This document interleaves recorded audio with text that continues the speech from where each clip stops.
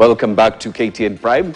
Now, I want us to get into our conversation tonight. Last week, the Betting and Licensing Control Board, BCLB, released a new advertising regulations, and that forms the basis of our conversation tonight. I will be speaking in a bit to Peter Mbugi, who is the director at the Betting Licensing and Control Board. We get to explore this. So some of the guidelines that were issued: all gambling advertisements shall be submitted to the board for approval as per Betting, Lotteries and Gaming Act Cap 131. Media owners and agencies should ensure that all gambling advertisements are approved by BCLB. That is just some of the guidelines that were dished out last week. There shall be no form of advertisement placed near schools, religious institutions, or places frequently visited by children, such as playgrounds and shopping malls. We take a look at some of these regulations,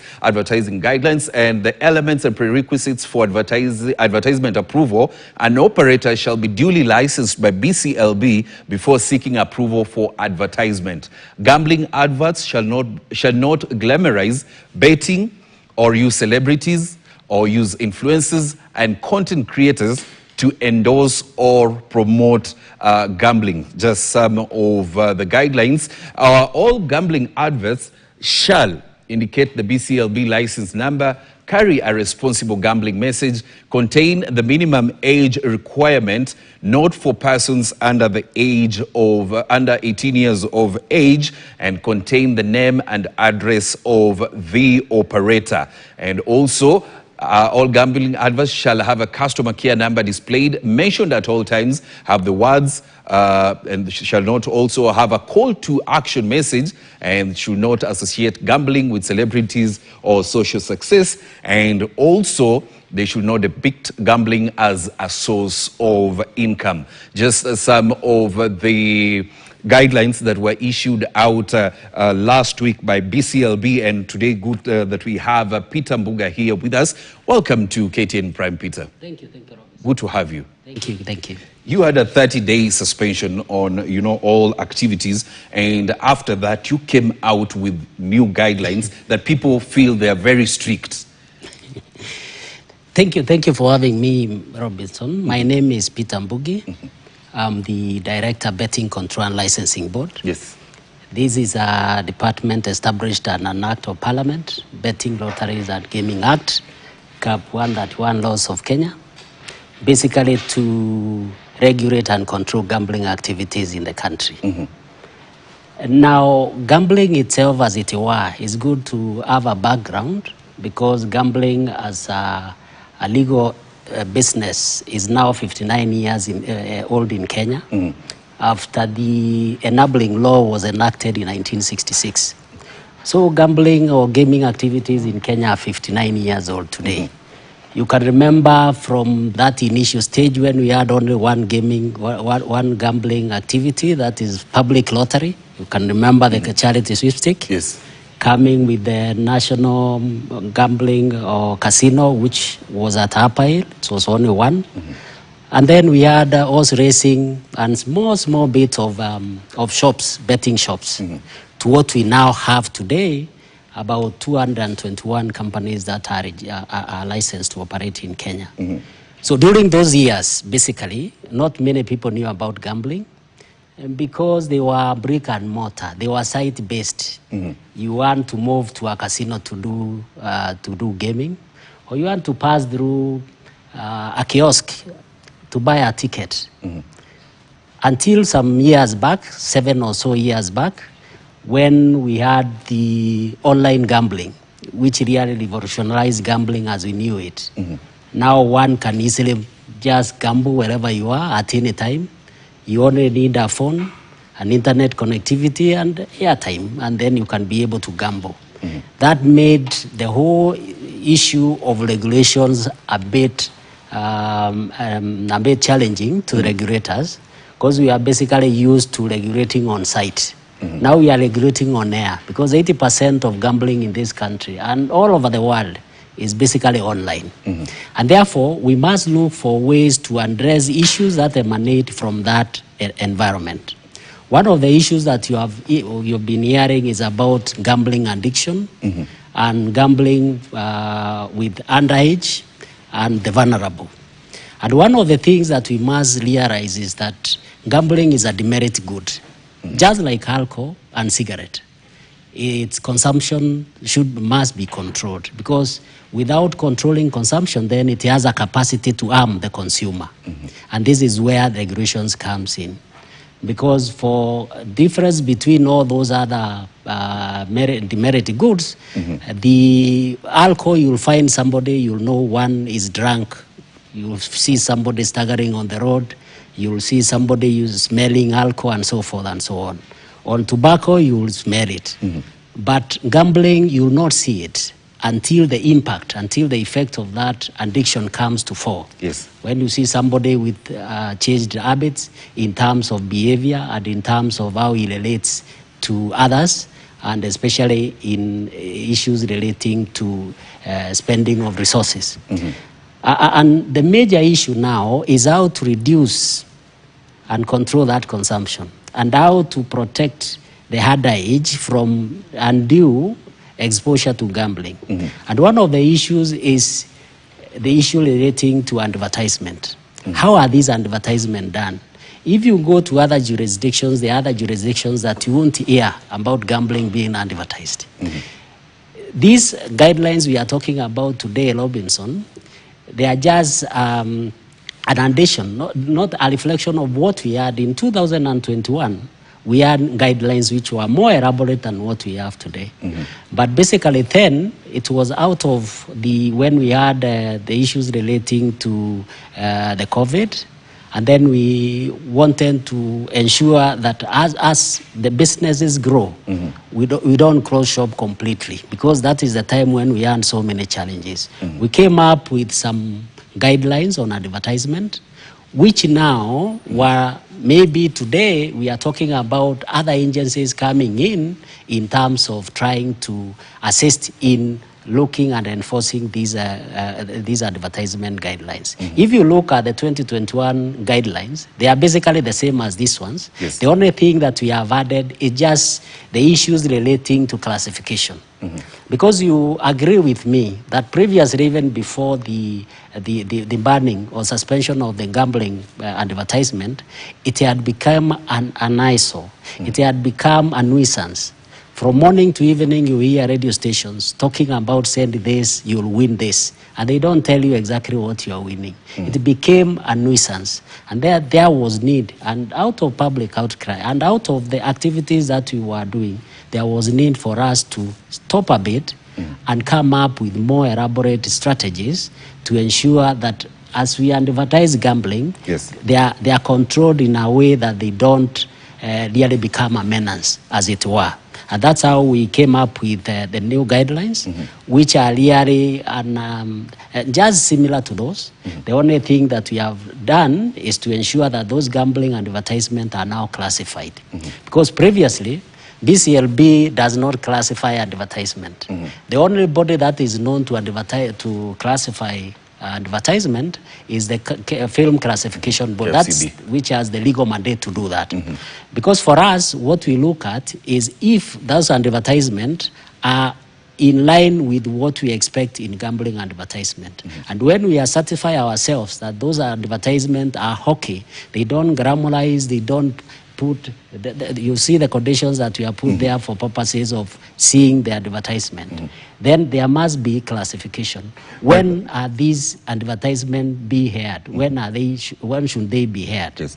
My question is, do you have enough resources to go through all these advertisements? And of course, you are working in tandem with the Kenya Film Classification Board. Do you have enough resources to make sure that, you can sift through all this and it doesn't, slip through your fingers? We can't be 100%, but remember that we are working under multi-agency enforcement team. Yes. That each one of us has a mandate that we undertake. And basically, our aim and our objective is to ensure that we secure the environment, we secure and protect the underage especially, and also these continuous advertisement that prompt people who are not even interested in gambling to find out what is in gambling, because it is becoming, people are pushing it into their ears from morning to evening, until at the end of the day, we have more population heading to gambling for purpose, just because somebody is completely grammarizing it. Has it become a society problem? If we don't take care, it would end there. If we were not taking care of it, and if we don't address it at now, we will see a situation where populations and volumes will continue increasing with serious consequences to society. And basically that is the concern of BCLB and concern of government.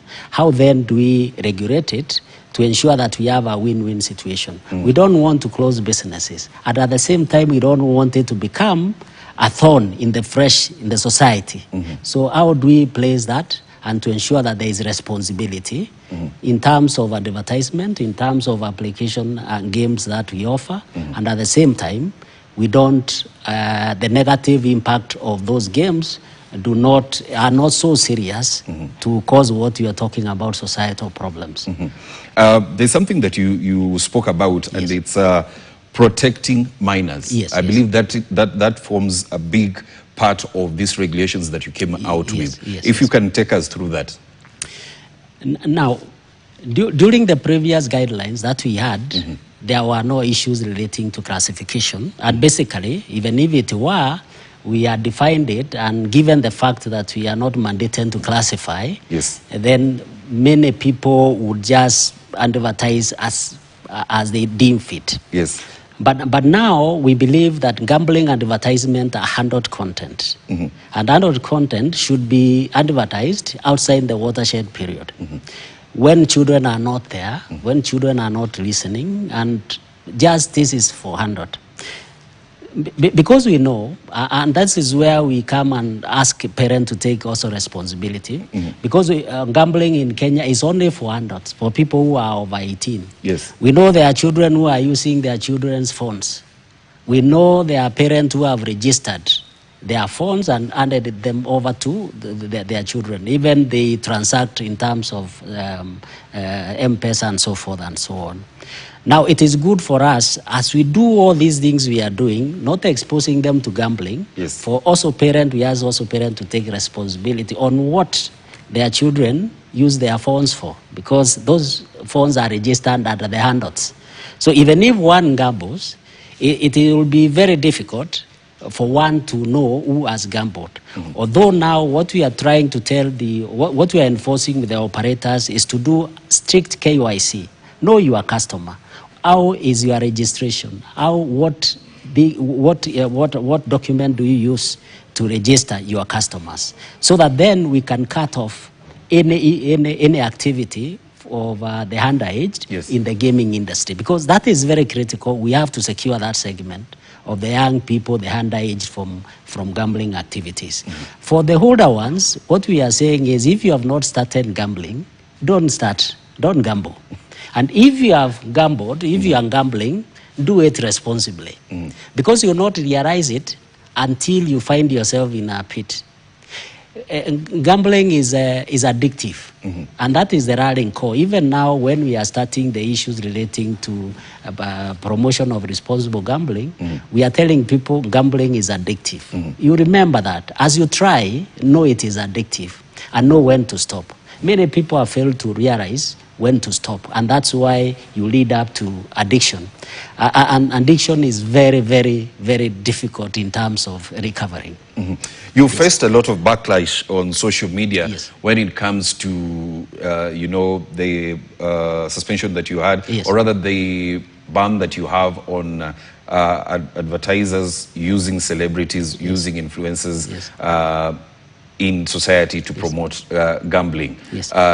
You've banned content creators from endorsing or promoting gambling. And you faced a lot of backlash when it comes to that. How did you come up with this regulation, with this guideline? You see, you and me know that the influence the celebrities have, especially on the young people. when celebrities pose with expensive vehicles, pose with various things, and then if you allow them now to associate that with gambling, then you can imagine the number of followers they will have. This is a discussion we are having with them because we don't want to be seen as if we are not supporting youth in terms of creating creative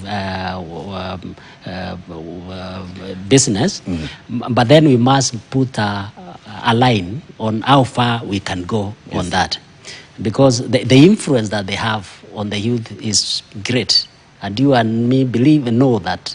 If it went without checking, then I'm sure the numbers is big. Of course, they have lots of influence. But the question would be, how do you tell if someone is a celebrity or if they are not a celebrity? You know, Robinson. You know who are celebrities. You know them. How do you differentiate a celebrity from, there are people who have huge following, and probably they don't fall under the tag of celebrity, and there are people also who are celebrities but don't have a huge following. So it's a case of, how do you differentiate one from the other? We will be able to know, but as I've said, this is a discussion that is ongoing. To be able to come up with an agreed position on exactly what we mean when we say celebrities and using them. But for purposes of content creators, you can create content, but you are not there to influence. Those are some of the issues that we are thinking. You can create content. That's another industry on itself. But now when we come to celebrities, we will be at pain to allow celebrities to popularize a gaming or an advertisement. And you also spoke about, glamorization of all this glamorization of gambling, and it should not be associated with success. Yes. I'll tell you sincerely, Robinson, that gambling itself, as it were, when you move out there, the people who will tell you I was not like this before I started gambling are many. The people will tell you that I'm good now because I'm gambling are very few. That is the sense we want to create, basically. Yes. Gambling itself is a game. It's a game of chance. There are two options. There are two outcomes. Wherever you go in gaming, it's either you lose or you win. And in most cases, they say the house always wins, basically. Because you'll win, and you'll be attracted to gaming. You'll be attracted until the end of the day, you'll have spent all that you had. So what we are saying is, we should not be seen as if gambling is a source of revenue. Originally, gaming was a source of entertainment. People would sit, enjoy themselves. They are not putting money there to earn anything. Today, people are betting using school fees. They are betting using even medical fees. They are using their household goods for purposes of betting. That's why we are saying, if you are betting or if you are gambling, try to gamble with the money that you are ready to lose. You are ready to lose because the chance of gaining and losing is 50-50. Now, for BCLB, I mean, there's the need for balance between revenue generation for the companies that we have in the country, but there is also that need to protect citizens from harm. How are you balancing that? That's a very, very important question. And sometimes you can call it a contrast of issues. Because at one hand, you want to develop an industry, create an industry that is thriving, that is developing, and that is creating employment, that is also generating revenue for government, that is also doing CSR activities all over the country, that is also supporting sport and other activities. At the same time, you cannot forget the responsibility that you have as BCLB to protect the public, because that is cardinal. Irrespective of the contribution that gambling put into the economy of this country, the responsibility is too much skewed towards protecting the public. Because if then the impact of that gambling is not checked, even the resources that we accrue from gambling will be used to treat or to secure the fellows who have already been affected by gambling. So that balance is critical, and that balance is very, very important. In our minds, that is what we keep every day. As we develop even these regulations, we are looking at how we can win. You can have your businesses, and at the same time, you don't intrude too much and exploit, not even exploiting, putting a lot of pressure to people to gamble. And at the end of the day, you know, gambling itself as an industry can kill itself, can eat itself. If all those fellows who are betting don't have anything to bet, what will happen with the betting companies? The business will die, and therefore that balance is very critical. But at the end of the day, protection of the public, the punters themselves, the players, is very critical and key. And that's why for BCLB, the chance, because in gambling you have and definition of gambling, many people, you have heard people saying, send 50 shillings, you get prayers and so forth. That is not gambling. You have heard people saying, somebody has sent 50, you send 100, you send 150, and you become a winner. That is not gambling, that is auction. Gambling is comprised of three things. Yes. One is the money that you put. You call it bet, but we call it consideration. It's your consideration. What is this bet you are putting? If it is you are betting according to odds that have been given, you put 50 shillings, for example, it's Man U versus whatever.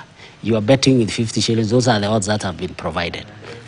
That is it. The second thing out of that is chance. The games are basically out of chance. There is no strategy that you can apply in gambling. It's just chance. And the last thing is prize. So when these things are in play, then you are gambling. If one of them is not in play, that is not gambling. Okay? So you have to put a consideration, then there is a chance. Our responsibility as BCLB, as a regulator, is to secure this chance so that it is not interfered with. So it is left as it is, chance. Nobody determines the winner. It is your luck. It is your chance, the chance that you have. So when you secure this chance, then we ensure that the winner gets what he has won. And that's why one of also our mandate is to ensure that we listen to complaints from punters or players, and also complaints between providers and licensees in all that spectrum, to ensure that there is equity in terms of the results that happens out of a game. Yes, before we wrap up, there's another guideline that you put out that, every company should have an hotline number where, people can call in, and even if, somebody,